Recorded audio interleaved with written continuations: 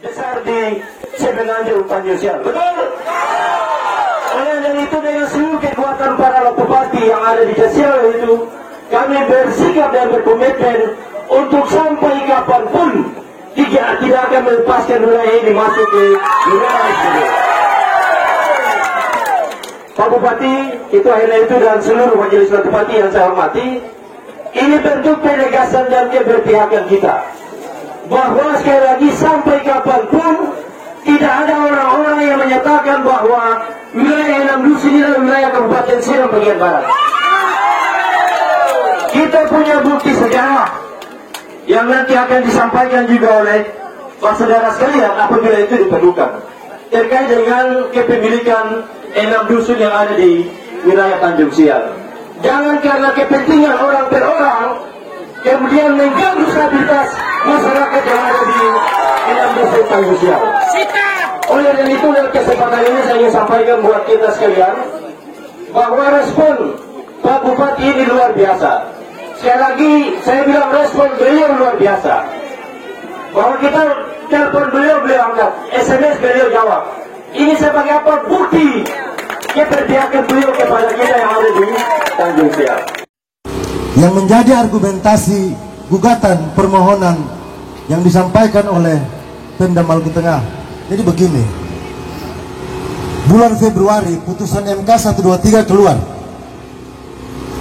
2 bulan kemudian Mendagri yang diamanatkan dalam Undang-Undang Nomor 40 itu pasal 7 ayat 5 menyebutkan bahwa kewenangan penegasan tapal batas secara pasti di lapangan itu ditentukan oleh peraturan Menteri Dalam Negeri atau oleh Mendagri.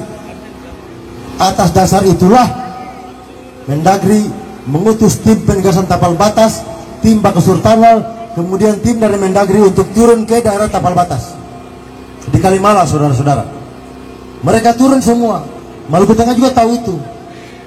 Mereka turun bikin pengukuran tapal batas, kemudian tentukan titik koordinatnya dengan alat semua selesai. Mendagri balik ke Jakarta.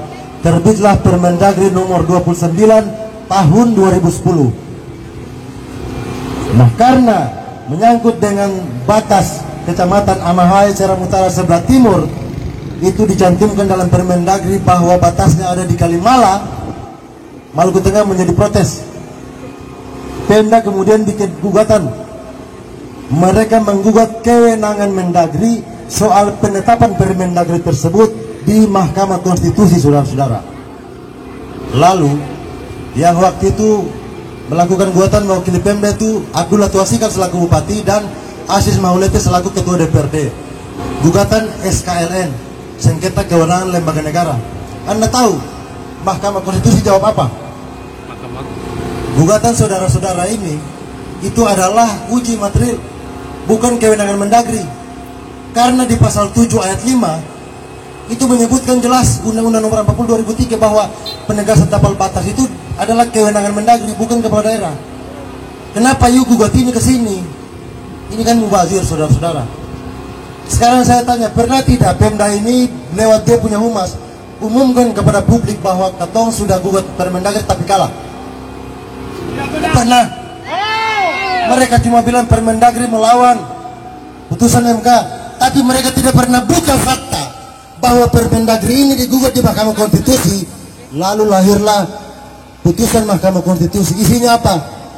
Permohonan penggugat tidak dapat diterima. Bukan ditolak, saudara. Tidak dapat diterima karena kasarnya begini, you gugat salah alamat. Kalau you mau gugat soal materi Permendagri, itu gugatnya ke Mahkamah Agung, bukan ke MK.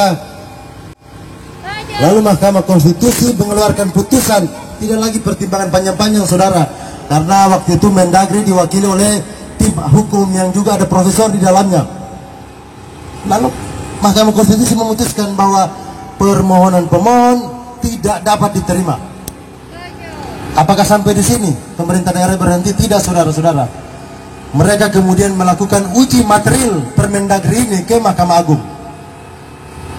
Mereka melakukan uji material. Hasilnya apa? Hasilnya Mahkamah Agung menyatakan menolak gugatan pemohon. Apakah fakta ini pernah dibuka oleh Pemda kepada publik? Tidak. Jadi harus terbuka. Jangan salahkan Mendagri, tapi you punya langkah hukum yang kalah, you tidak mau akui, harus gentleman dong. Yang jadi soal ini kan Permendagri. Jadi gugatan pertama di MK tidak dapat diterima, gugatan kedua di Mahkamah Agung ditolak.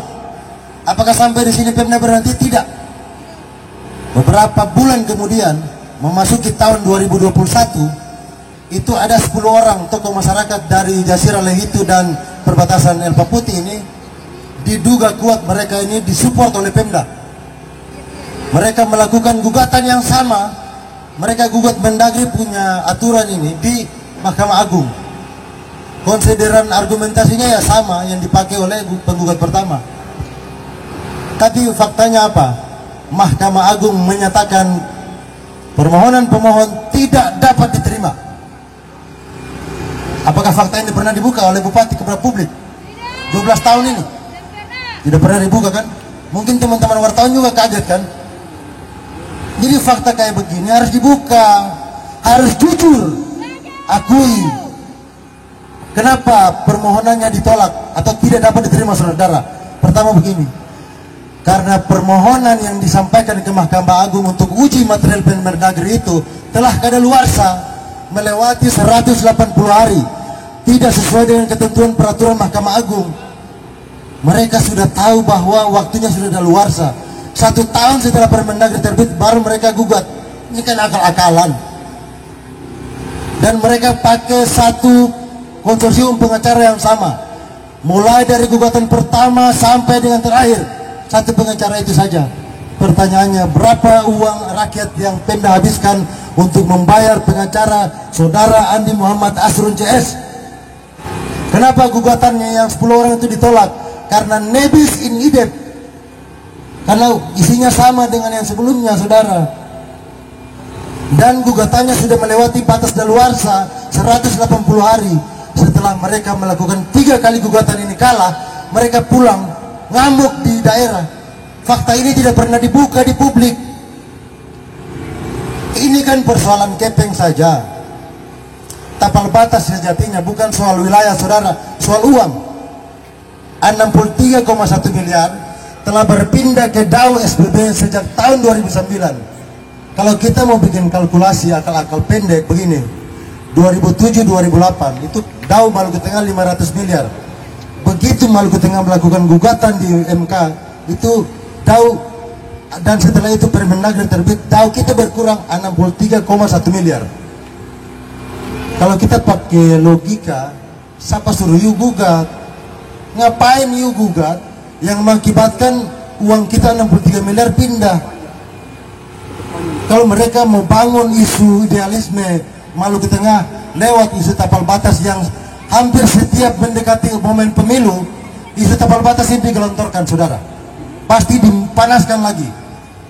Nah, karena itu pada poin misalnya minggu-minggu yang lalu pejabat bupati diundang ke Jakarta di Mendagri. Lalu bupati menandatangani yang namanya berita acara kesepakatan rapat. Di dalam berita acara itu hanya 2 poin intinya, yaitu mengamankan Permendagri dan siap melakukan sosialisasi. Pada tahap itu kita setuju dengan bupati. Jadi bupati semacam ingin mengakhiri perseteruan ini yang berjalan 12 tahun ini. Masyarakat kan juga tidak dapat manfaat apa-apa dari sini. Yang dapatkan elit. Ya papa pimpinan-pimpinan ini kan berangkat SPBD semua ke Jakarta. Tapi apakah mereka perhatikan masyarakat di perbatasan? Tidak, saudara. Karena waktu tim dari Kemendagri turun untuk memeriksa tapal batas secara pasti di lapangan, mereka menemukan fakta bahwa ada satu desa di bagian barat Waimala itu selama ini pelayanannya dilakukan oleh pemerintah Seram bagian barat, bukan Maluku Tengah. Bukan Maluku Tengah. Jadi jangan bicara dong bela rakyat parlente, itu tidak yakin. Sekarang pertanyaannya, kalau di tapal batas yang jadi sengketa ini tidak ada nilai 63 miliar, apakah pemerintah masih ngotot menolak Permendagri? Tidak.